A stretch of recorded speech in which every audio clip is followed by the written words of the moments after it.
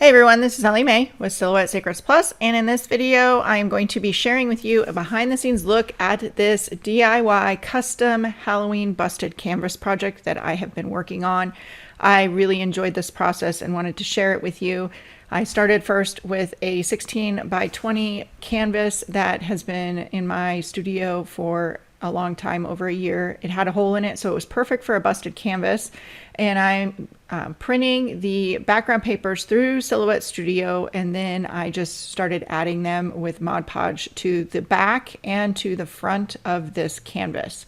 And then let everything thoroughly dry, and I'm cutting the lines to create the busted canvas. Now I started, you want to train the curls, especially with a canvas and the 2 layers of paper and Mod Podge. I did this the hard way. I started curling it and then gluing it immediately, and I found as I went along the process that my glue was peeling back just because of the force of the the canvas. And so I learned along the way. And then I'm going to add in some decorations here. So I picked up some decorations from Dollar Tree. This project took on a life of its own. It did not have a definite plan in my head, and I was just creating with it along the way. So I knew I wanted to use a posable skeleton and put him in there, and wanted something for him to sit on. So I had just grabbed some decorations from the stores and collected those along the way. So there's a look. You can see some of my curls are still popping up there. Ended up using some E6000 along the way to get those to stick down, which is what you're going to see here. I did another one that I'll share later, a separate Halloween busted canvas. And if you just train those and let them sit for a little bit and then come back before you glue them in place, it seemed to work much better. So you'll learn things along the way as you do your own projects that just help. But I ended up using E6000. I was trying to find something that I could clamp and hold it, but the way that this canvas is, it's really difficult to get something in there. So I just kind of sat around waiting for that glue to dry. Once that was done and I could just set it aside to really cure, I started cutting out all the pieces for a 3D skeleton coffin by Paper Beats Dynamite. Love these designs, and their instructions are amazing. I followed their instructions for processing these out and adding the paint and the texture and everything. And I was not sure that it would turn out the way their photos did. And I was amazed. I love it. I love the entire process. I hate waiting for paint to dry, but it was so worth it. So I'm just I cut all the pieces first. The first one I actually cut was a little too big for the busted canvas. That's the great part about having a cutting machine, is you can resize. And with this, I was experimenting. I actually scaled down these intricate 3D designs by 25%. I was testing the new Silhouette Cameo 5 Alpha to see how well it would cut, and it did great. I was really surprised at how well everything cut out, and all the pieces you can see here. These are very intricate, and it's a brand new blade, brand new cutting mat.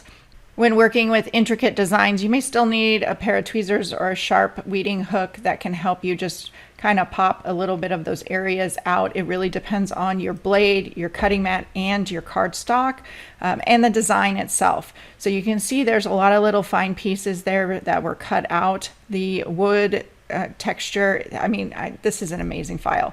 I just had so much fun creating with it. It was so worth the time that it took to assemble and do this, and I would just keep on working at it as I could. It sat on my table for a week or so, I think, just depending on when I had time between work and everything. So then I just took my little spatula there, scraped all those pieces off, worked so slick. And then I'm ready to add the next sheet and cut the next layers. I cut all of the pieces, had them laid out, followed the instructions that are with this file from Paper Beats Dynamite. The supplies will be linked in the video description below. But I wanted to show you a look at my process that I'm doing. You can see here I'm just using that hook for the very few pieces that didn't just automatically pop out. And they're very, very small. If you have little corners that might not have cut well, depending on your cardstock or your blade life, I just took a little piece scissors and trimmed that off. Now I'm lining all the pieces up according to the diagram with the instructions so I don't get lost and make sure that I can put this together correctly. And so it's a great time to just kind of look at all those little pieces and see if they need cleaned up at all. Very few pieces needed cleaned in this. I was, really pleased with how the machine cut and with the cardstock that I had. And then I moved on to the next pieces. These are the outer edges of the coffin design. And when you peel your mat away from your cardstock, it can help it so it's not going to curl. And it also helps to release it from your adhesive, so it saves your cutting mat, saves the adhesive on the cutting mat as well. And then I'm just doing a little bit of cleanup here for those pieces. Any debris left on your cutting mat can interfere with future cuts, so I do try to remove that as much as possible. And then onto the next piece, the final large pieces for this coffin design. And again, just flipping the mat over, removing those pieces and setting up the second one to be ready to go for cutting. Here's a look at all of the pieces that were cut for this 3D coffin. And then I reset my space so that I could start putting this all together. I'm going to be using a precision craft glue here in a little application bottle. After I did this, in hindsight, I wish I had ordered a new tool that I'm going to share with you here.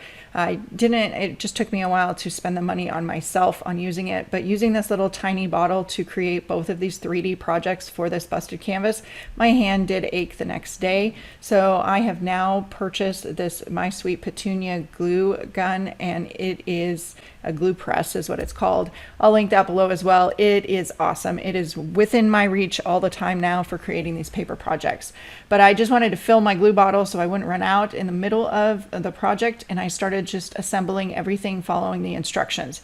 You can see that here I have a silicone mat on my table, so I'm not worried about glue on my work surface. And then I'm just going to start scoring all those lines, piecing it all together. It does take time, but I really enjoyed it. I thought to myself, maybe I should just give everything up and become a paper craft artist and just share that. And that's kind of the process behind this video. I want to share it with you. It did take time. The next part of this process is now distressing it or coloring it. You can see that it is just created from 3 different colors of cardstock. So to get that texture and dimension, I followed the instructions almost.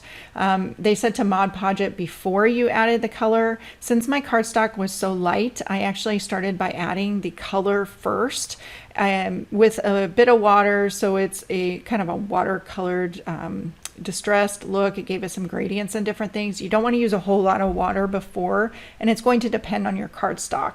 I do have my glass board mat, which is another thing I invested in for myself, and love it. It's so easy to clean up. I can just use it as a paint palette here. You'll see in a minute when I clean this up.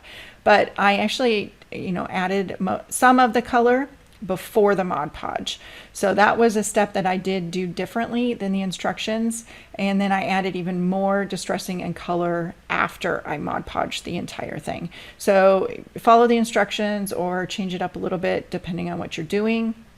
I wasn't sure on this whole process if I could pull it off, if it would look the same as the designers, and it did. I really liked how it finished out. And it's just, if you are one that enjoys the creative process, then these 3D projects may be something that you want to invest time in. So here's a couple still shots along the way, because the video is very fast. A look at the different distressing that I added with the Tim Holtz Distress Oxide inks. I sprayed those directly on the mat, used some water, painted those on, and then here's a look at the chains and everything to get the dimension, the distressed look for the chains. I just followed those instructions and keep on going. Even part of the process, that's what I keep telling myself through the last several years, is what you see at the very beginning or the steps along the way is not going to be how it looks right here at the finished project. This was amazing. It took time. Yes, it took time for all of that paint to dry, so worth it. I love it. I've always been a paper crafter, 20 plus years with the cutting machines. The cutting machines make it so easy to be able to create projects like this. Can you imagine hand cutting that design? There's a look with my crafty crew, one of the crafty crew in my room. The next part, I did not record the entire process of putting this one together. It was a little more complex, and it was in the intermediate or advanced, I guess, is the category that the designer listed it at. Don't let that intimidate you. If it doesn't turn out, if it doesn't work out, or you mess up, you can cut another one. Great part about a cutting machine is being able to cut again or cut your own. It's all part of the process. It's not wasted materials if something goes wrong. It's a learning process. I am not a great artist. I followed the instructions and I continued to just keep going with this. I show using my little right now I can't think of what the name of it is, but as a little prop to hold that up so I could do the bottom. Now here, I needed to go and source a stippling brush, or it can be called an adhesive glue brush. I tried with a regular paintbrush, but it just was not giving the same look as the designer's photos. So I ended up going to Michael's and getting that little stiff brushed bristle brush, and it was worth it. Every penny, the drive to get it, it just added that extra little distressed look and dimension to the gravestone. And then it was time to color it.